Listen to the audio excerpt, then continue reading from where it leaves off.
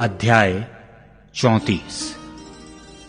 फिर एलीहू यूं कहता गया, हे बुद्धिमानों, मेरी बातें सुनो, और हे ज्ञानियों, मेरी बातों पर कान लगाओ। क्योंकि जैसे जीभ से चखा जाता है, वैसे ही वचन कान से परखे जाते हैं। जो कुछ ठीक है हम अपने लिए चुन लें, जो भला है हम आपस में समझ बूझ लें। क्योंकि अय्यूब ने कहा है, मैं निर्दोष हूं और परमेश्वर ने मेरा हक मार दिया है।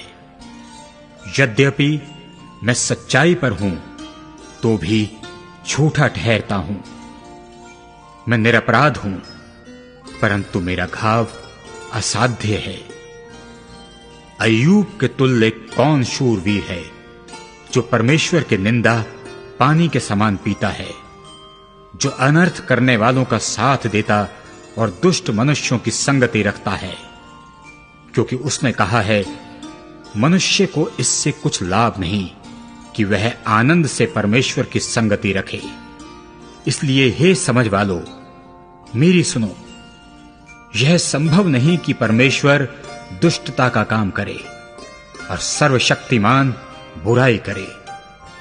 वह मनुष्य की करनी का फल देता है और प्रत्येक को अपनी अपनी चाल का फल भुगताता है।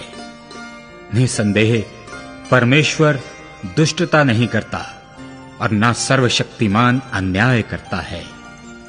किसने पृथ्वी को उसके हाथ में सौंप दिया, या किसने सारे जगत का प्रबंध किया?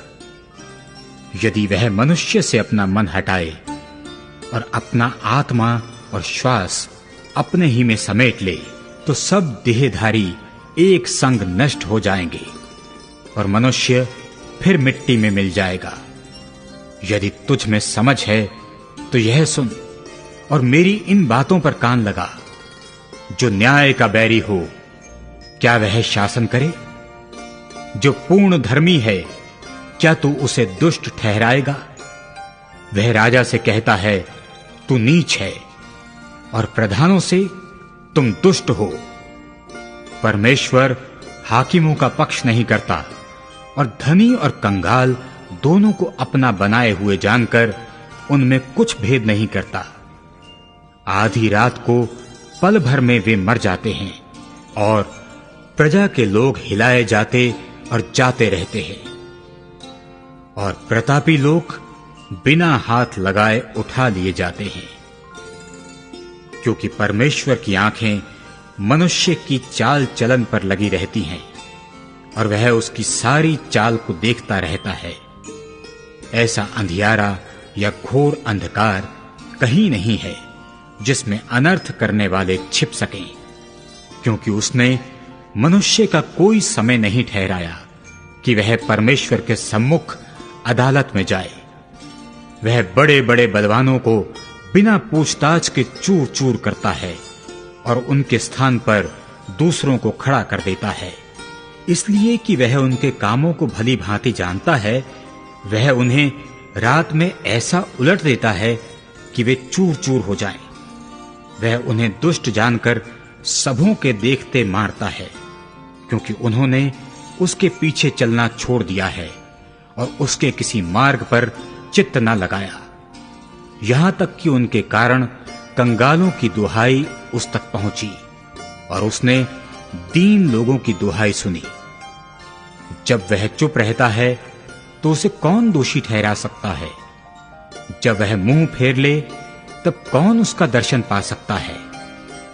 जाति भर के साथ और अकेले मनुष्य दोनों के साथ उसका बराबर का व्यवहार है, ताकि भक्तिहीन राज्य करता ना रहे और प्रजा फंदे में फंसाई ना जाए। क्या किसी ने कभी परमेश्वर से कहा, मैंने दंड सहा, अब मैं भविष्य में बुराई ना करूंगा?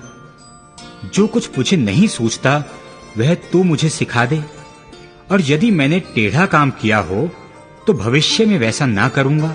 क्या वह तेरे ही मन के अनुसार बदला पाए, क्योंकि तू उससे अप्रसन्न है? क्योंकि तुझे निर्णय करना है, ना कि मुझे। इस कारण जो कुछ तुझे मालूम है वह कह दे। सब ज्ञानी पुरुष वरन जितने बुद्धिमान मेरी सुनते हैं वे मुझसे कहेंगे। अय्यूब ज्ञान की बातें नहीं कहता और ना उसके वचन समझ के साथ होते हैं। भला होता कि अय्यूब अंत तक परीक्षा में रहता, क्योंकि उसने अनर्थियों के से उत्तर दिए हैं, क्योंकि वह अपने पाप के साथ साथ विद्रोह भी बढ़ाता है और हमारे बीच ताली बजाता है और परमेश्वर के विरुद्ध बहुत सी बातें कहता है।